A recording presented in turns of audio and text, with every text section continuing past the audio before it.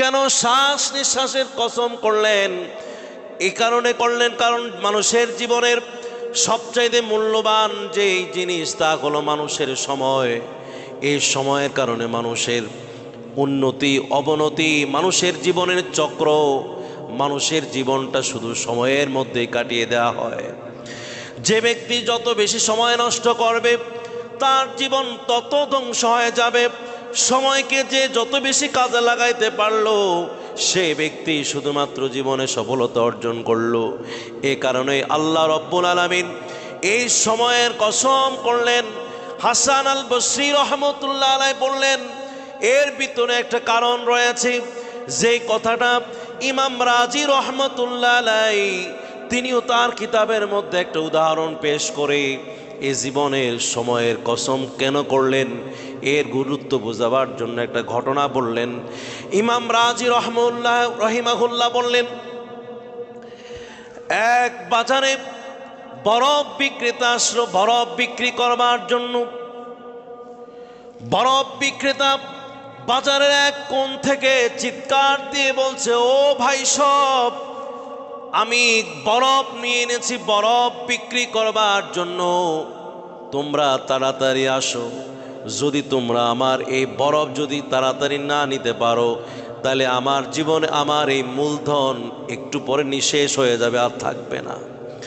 বারবার এই চিৎকার দিয়ে বললেন, ও ভাই সব, আমার প্রতি তোমরা দয়া করো, তাড়াতাড়ি আসো, আর না হয় মূলধন শেষ হয়ে যাবে।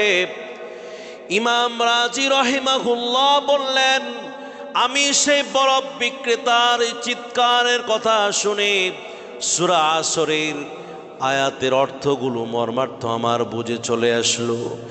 কারণ ইমাম রাজি রহিমাহুল্লাহ বললেন, মানুষের জীবনের মধ্যে একটা নির্দিষ্ট আয়ুকাল দেওয়া হয়েছে। দিন যত যায় ততই তার দিনগুলো শেষ হয়ে যায়, বরফের মতো গলে যায়। আর এই সময়গুলাতে এত দ্রুত যে শেষ হয়ে যায়, যদি এই সময়গুলাকে আমরা অপচয় করে ফেলি অথবা ভুল পথে ভুল মতে ভুল জায়গা যদি চলি অথবা অন্যায় কাজে যদি আমার এই জীবনের সময়টুকুন যদি আমি ব্যয় করে ফেলি, তাহলে এমন ক্ষতির সম্মুখীন হয়ে যাব যে এই ক্ষতির সম্মুখীন পৃথিবীর বুকে আর কোনোদিন কোনো জায়গায় হও নাই। মানুষের জীবনের কসমের জন্য আল্লাহ রাব্বুল আলামিন করলেন, তোমার জীবন কিন্তু শেষ হয়ে যায়। তোমার অজান্তেই তুমি মনে করো পৃথিবীর বুকে তুমি স্থায়ী থাকবে, তোমার সম্পদ তোমার জন্য থাকবে, তোমার গাড়ি বাড়ি তোমার চিন্তা ভাবনা সব স্থায়ী হবে না। ওয়াল আসরি, তোমার জীবনের আয়ুকালের কসম করে বললাম, ইন্নাল ইনসানা লাফি খুসরিন, নিশ্চয়ই মানব জাতিরা সবাই ক্ষতিগ্রস্তের মধ্যে আছে, লাভের মধ্যে নাই। যদিও সে দেখে তার লাভ আর শুধু লাভ। এজন্য আল্লাহ রাব্বুল আলামিন বললেন, তোমার ধারণা ঠিক নয়, বরং আমি তোমাকে জানিয়ে দিলাম তোমার অজান্তে যে তোমার সময় শেষ হয়ে যাচ্ছে, কিন্তু তুমি কিন্তু সর্বনাশার দিকেই তুমি যাচ্ছ। প্রতিদিন মানুষ মৃত্যুর দিকে যায়, যতই দিন গড়ায় ততই মৃত্যুর দিকে আগাচ্ছে, যতই দিন যায় ততই মৃত্যু কাছে আসে। আল্লাহ রাব্বুল আলামিন সরাসরি তিনি বললেন, আল্লাহুল্লাযী খালাকাকুম মিন দাফিন সুম্মা জাআলা মিন বা'দি দাফিন কুওয়াতান সুম্মা জাআলা মিন বা'দি কুওয়াতিন দাফান ওয়া শাইবা। সূরা রুমের 54 নম্বর আয়াতে আল্লাহ বাস্তব কথাটা তুলে ধরলেন। আল্লাহ তোমাদেরকে দুর্বল থেকেই তোমাদেরকে সৃষ্টি করলেন, দুর্বলতা কাটিয়ে দেওয়ার পরে তোমার গায়ের মধ্যে শক্তি দেয়া হলো, তাও সেই শক্তিটুকুন তৈরি করে দিলেন কে? আবার আল্লাহ বললেন ওই শক্তি দেওয়ার পরে আবার আমি দফান ওয়া শাইবাতান বার্ধক্যর দিকে নিয়ে যাই, দুর্বলতার দিকে নিয়ে যাই। তুমি শক্তির দিকে যাও না, তোমার যত সময় শেষ হয় ততই তুমি অনেক কিছু হারিয়ে ফেলো। তোমার জীবনে শক্তি হারাও, তোমার জীবনের সময় হারাও, তোমার জীবনের শুধু হারাইতেই থাকো, শুধু ক্ষয় হয় কিন্তু জোড়া লয় না। কে বললেন? আল্লাহ রাব্বুল আলামিন বললেন কিয়ামতের ময়দানে শুধু একটা দিনের হিসাব আল্লাহ রাব্বুল আলামিন আমাদেরকে দিলেন। কিয়ামতের দিন ইয়াউমা ইয়ারাউনাহা লাম ইয়ালবাসু ইল্লা আশিয়াতান আও দুহাহা। কিয়ামতের দিনের হিসাব দিয়ে বললেন যেই মানুষেরা 60 বছর পাইল, 70 বছর পাইল, 100 বছর পাইল, 150 বছর বাঁচলো, 200 বছর বাঁচলে, 400 বছর বেঁচেছে, 500 বছর বেঁচেছে, 1000 বছর হায়াত মানুষ পেয়েছে, পাইছে কিনা?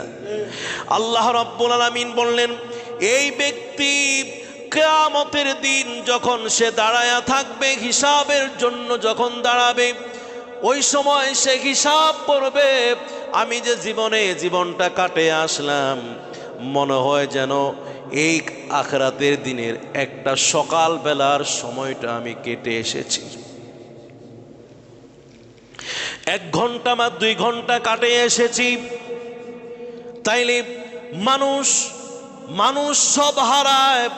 কিয়ামতের দিন দেখবে আমি যা করেছি সব তো ভুল করেছি, সব তো আমি আমার বুঝমতো করেছি, কিন্তু আমি যে কাজ করেছি তে আজ কোনো উপকারে দেয় নাই।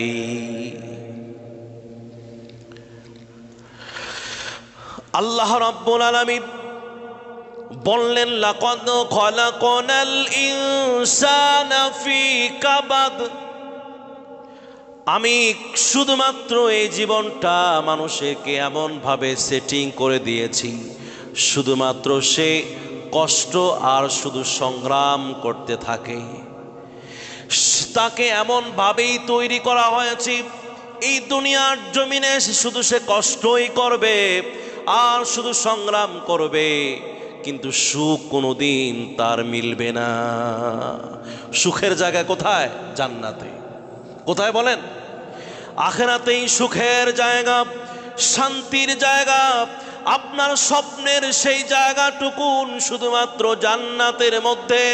এই দুনিয়ার জীবনে আপনি যদি হিসাব করেন কতটুকুন শান্তি আপনি পেলেন, কতটুকুন সুখ পাইলেন, কিন্তু এই আল্লাহ রাব্বুল আলামিন বললেন যে দুনিয়ার সকল মানুষেরা এখনো ক্ষতিগ্রস্তের মধ্যে আছে। তাদেরকে বলা হয়েছে ওয়াইদা কিলা লাহুম আমিনু কামা আমানান নাস। তাদেরকে বলেছে সাহাবায়ে কেরাম যেইভাবে ঈমান এনেছে তোমরা সেইভাবে ঈমান আনো, কিন্তু মানুষ অবহেলা করে বলে ক্বালু আনুমিনু কামা আমানাস সুফাহা। এই বোকারা যারা ঈমান এনেছে তারা দান সদকা করে, আল্লাহরে দেখে না, তারপর নামাজ আদায় করে, তার সম্পদ হারায় ফেলেছে, দুনিয়া বিমুখ হয়েছে, আখিরাতমুখী হয়েছে। এই বোকাদের মতো কি আমরা ঈমান আনবো কি? আল্লাহ রাব্বুল আলামিন বললেন আলা ইন্নাহুম হুমুস সুফাহা ওয়ালাকিন লা ইয়ালামুন।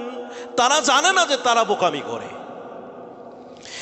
ومن يبتغ غير الإسلام دينا فلن يقبل منه وهو في الآخرة من الخاسرين।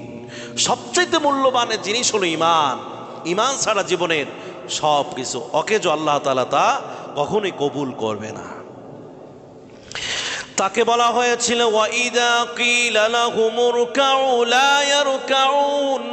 তাদেরকে বলা হয়েছিল তোমরা রুকু করো, তোমরা আল্লাহর গোলামি করো, আল্লাহকে সিজদা দাও। লা ইয়ারকাউন, তারা রুকু করে নাই, তারা নেক আমল করে না। ওয়াইজা কামু ইলাস সালাতি কামু কুসালা, যখন তারা নামাজে দাঁড়ায় তখন তারা অলসতার সাথে দাঁড়ায়।